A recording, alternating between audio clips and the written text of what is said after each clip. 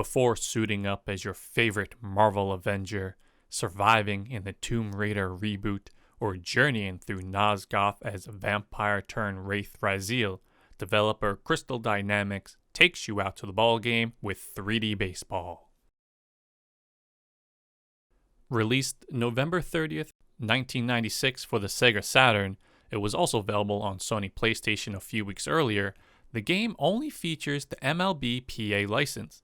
That's the Major League Baseball Player Association, so all of your favorite players from 25 years ago are represented. Stadiums and team names have not been licensed, a common theme for sport games back then, but it means no Yankee Stadium, no Shea Stadium, and no Green Monster at Fenway Park.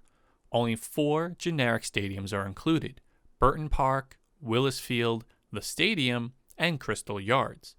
Without team names, the Yankees, for example, are called New York A for American League, as opposed to New York N for the Mets, which played in the National League.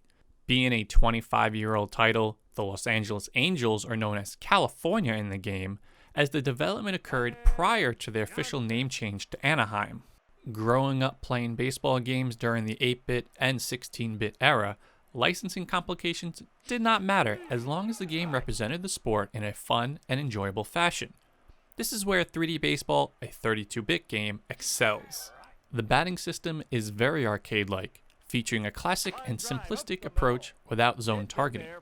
Tapping the button supposedly allows for check swings, but the player simply doesn't swing rather than showing a dedicated check swing animation.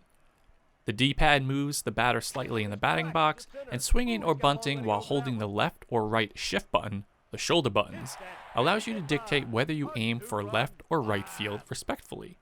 Success isn't only based on your timing, however. The statistics of the batter and pitcher are taken into account. Contextual trivia regarding each and every batter provides a neat touch. Have a runner on first, and you may get one about how many times the current batter hit into a double play in the previous season, 1995, or how many career grand slams do they have when the bases are loaded. Pitching takes the same approach to simplicity as batting, allowing you to adjust the position on the mound and pitch with a single press of a button, or 2. There are 3 types of pitches that can be thrown by holding the direction on the D-pad at the same time of pressing the B button: fastball, changeup, and a breaking pitch. Without a stamina meter, you'll need to pay attention to your pitcher. Are they looking winded before a pitch? Are they tossing a curveball without any break, or serving up fastballs on a platter? It might be time to visit the mound.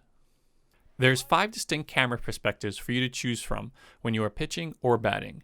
And although behind the pitcher camera works best while pitching, the way the camera has to swing around for fielding can lead to misjudging where the ball is going or the movement of your fielders.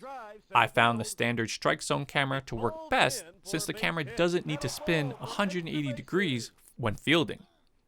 Even then, when turning a double play, it seems like the camera can't keep up with the ball being tossed across the diamond quickly enough. Fielding, which can be set to automated if you don't want to have full control of your players, is just as simple as the rest of the game mechanics and should feel familiar to anyone that has played a baseball game before. Jumping to rob a home run or diving to make an extraordinary catch in the outfield feels great, even when you're limited to using a D-pad to move. Based on the button used, B or C, you can either throw the ball to a specific base or run to the base yourself. It needs to be said that once you catch the ball, your player won't move, which caught me off guard while trying to touch first base on a routine ground ball. Instead, you need to hold C and tap a direction on the D-pad to run to the base. While throwing the ball from the outfield to third base or home plate, you can control what the cutoff man does. Either hold the ball, throw it to the desired base, or let it roll through.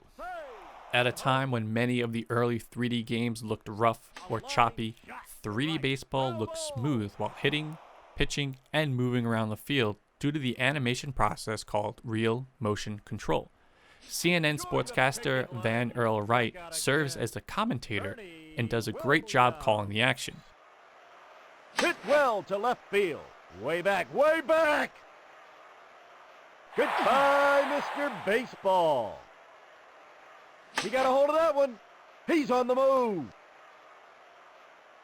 He sent it deep over the wall in right field. Announcing players coming to bat and taunting anyone that strikes out or hits into a double play. You're a vapor. Join the picket line. You've struck out again. A grounder to the right side. This could be two. They got him. They spin the deuce. He even has multiple ways to announce each batter when they step up to the plate, such as calling Cecil Fielder Big Daddy Cecil Fielder, although he seems not to like Darryl Strawberry with his deadpan delivery. Paul O'Neill, Marcia and Greg's favorite ball player, Brady Anderson, Ivan Rodriguez, Big Daddy, Cecil Fielder, Cal Ripken, Darryl Strawberry. I don't know if this is included for every player, but it seems that a large percentage is supported, keeping the game feeling lively. Besides a basic exhibition match, 3D Baseball features a full season mode called Pennant Race with either a 26, 81, or a full 162 game season. If you want a more arcade and straightforward experience, you could ignore the general manager portion that allows you to set up trades, adjust the batting order, and alter player stats. There's no option for shortened games, but a 10-run rule or mercy rule can be turned on in the options to call a game early if one team is being blown out. Simply put, 3D Baseball may lack additional options that you would want in a baseball game. There's no home run derby, or dedicated all-star or playoff game modes, but what it does have, it does well. It's a shame you are unable to shorten the amount of innings per game, and it doesn't have real-life ballparks, but it is quite the enjoyable experience on the Saturn. A 2-run home.